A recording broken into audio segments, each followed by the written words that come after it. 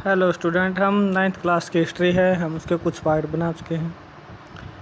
आगे हम बात करते हैं जो क्रांतियों का दौर रहा है रूस के अंदर, उसमें हम 1905 की क्रांति की बात करते हैं। जो क्रांति हुई है उस क्रांति के पीछे क्या रीज़न रहे हैं, क्या कुछ बदलाव देखने को मिले, क्या परिवर्तन हुए इस क्रांति में। क्योंकि रूस एक निरंकुश राजशाही था।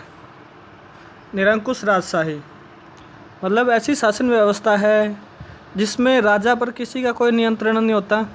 राजा अपनी मर्जी से फैसले लेता है। तो वो बातें यहाँ रही है। यूरोपीय शासकों के विपरीत 20वीं सदी की शुरुआत में भी राजा राष्ट्रीय संसद के अधीन नहीं था। शासक है वो राष्ट्रीय संसद के अधीन नहीं है, अपनी मर्जी से फैसले लेने वाला है। उदारवादियों ने स्थिति को ख़त्म करने के लिए बड़े पैमाने पर जो क्या है अभियान चलाई है, मुहिम चलाई है। 1905 की क्रांति के दौरान उन्होंने संविधान की रचना के लिए सोशल डेमोक्रेटिक और समाजवादी क्रांतिकारियों को साथ लेकर किसानों और मजदूरों के बीच काफ़ी काम किया। सोशल डेमोक्रेटिक जो आपकी राजनीतिक पार्टियां हैं, समाजवादी जो पार्टियां रही है उनके साथ मिलकर इन्होंने कार्य किया है। और रूसी साम्राज्य के तहत उन्होंने राष्ट्रवादियों जो देश के प्रति प्रेम करते हैं उन्हें राष्ट्रवादी कहा गया है पोलैंड में। और इस्लाम के आधुनिकीकरण के समर्थक जजीदियों यानी कि मुस्लिम बहुल इलाकों में जजीदी कहा गया उन्हें का समर्थन उन्हें प्राप्त हुआ है। रूसी मजदूरों के लिए 1904 का साल बहुत बुरा रहा। ज़रूरी चीज़ों की कीमतें तेज़ी से बढ़ी और वास्तविक वेतन में जो क्या है 20% की गिरावट है वो आई। महंगाई अगर बढ़ जाती है तो हमें कम आय प्राप्त होती है, मतलब हम कम बचा पाते हैं, जिसकी वजह से बचत में जो अंतर है वो देखने को मिला, वो बचत नहीं हो पाई। वो बातें हैं यहाँ। उसके बाद आगे हम बात करते हैं इसमें जो आपका जब 1904 में ही गठित की गई असेंबली ऑफ रशियन वर्क्स जो रूसी श्रमिक सभा है के 4 सदस्यों को प्यूतिलोव आयरन वर्क्स में उनकी नौकरी से हटा दिया गया। तो जितने मजदूर संगठन थे उन्होंने आंदोलन छेड़ने का ऐलान किया। कुछ ही दिनों में सेंट पीटर्सबर्ग जो कि रूस का प्रमुख औद्योगिक क्षेत्र रहा है उसमें 1,10,000 से ज़्यादा मजदूर काम के लिए के घंटे घटाकर 8 घंटे किए जाने के लिए आंदोलन करने लगे, मांग करने लगे। वेतन में वृद्धि की मांग उन्होंने की। जहां वो कार्य करते हैं वहां की कार्य स्थिति में सुधार लाने की बात आई।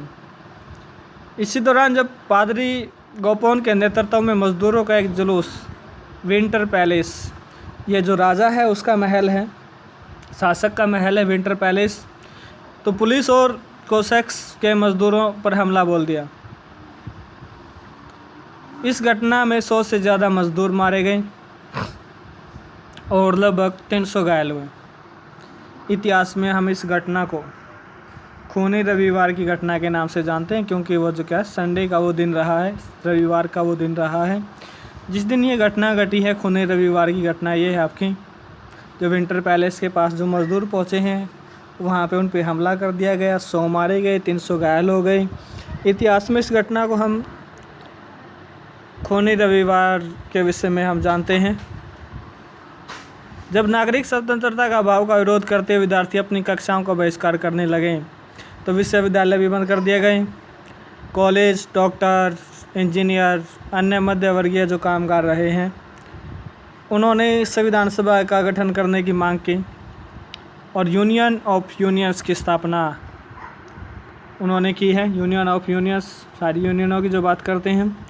1905 की क्रांति के दौरान शासक ने एक निर्वाचित परामर्शदाता संसद या डूमा के गठन पर अपनी सहमति दे दी। यहाँ रूस की जो संसद है उसको डूमा कहा गया है। क्रांति के समय कुछ दिन तक फैक्ट्री मजदूरों ने बहुत सारी ट्रेड यूनियन और फैक्ट्री कमेटियों भी अस्तित्व में आई है यहाँ पे। और 1905 के बाद ऐसी ज़्यादातर कमेटियाँ हैं, चाहे वो यूनियन है, उन्हें अनाधिकृत कर दिया गया, उन्हें स्वीकृति नहीं दी गई। और उन्हें गैर कानूनी घोषित किया गया है। राजनीतिक गतिविधियों पर भारी पाबंदियां उन्होंने लगाई हैं। राजा ने पहली डूमा को मात्र 75 दिन में 75 दिन के भीतर बर्खास्त किया और किसी भी तरह की मतलब आगे दूसरी डूमा को 3 महीने के लिए बर्खास्त कर दिया। वो बातें यहाँ हैं। किसी भी तरह की जवाबदेही अपनी सत्ता पर किसी तरह का अंकुश नहीं चाहता था। उसने मतदान कानूनों में फेरबदल करके तीसरी डूमा में रूढ़िवादी नेताओं को शामिल किया है, क्योंकि ये व्यक्ति जो किसी तरह का परिवर्तन चाहते ही नहीं, राजा पे कोई नियंत्रण ना हो इस तरह का, तो यहाँ पे इस तरह की डूमा या फिर जो इस तरह का जो क्या है शासक के द्वारा जो क्या है संसद का निर्माण किया गया है, ताकि उसकी शक्तियों पर किसी प्रकार का कोई नियंत्रण है, कोई अंकुश लगाने वाला ना रहे। वो बातें यहाँ रही हैं। उसके बाद हम देखेंगे कि विश्व युद्ध रहा है, प्रथम विश्व युद्ध है, उसमें रूसी साम्राज्य पर प्रभाव क्या पड़े हैं, उसके दौरान उसके विषय में बात करेंगे। आगे हम फरवरी क्रांति के विषय में बात करेंगे 1917 में जो हुई है रूस के अंदर प्रथम विश्व युद्ध के दौरान ही। हमारा चैप्टर है ये काफ़ी लंबा है, जहाँ हम बात करें हिस्ट्री के सारे ही चैप्टर हमारे लंबे रहते हैं जो अभी पूरे नहीं हुए हैं अभी। तो तब तक धन्यवाद।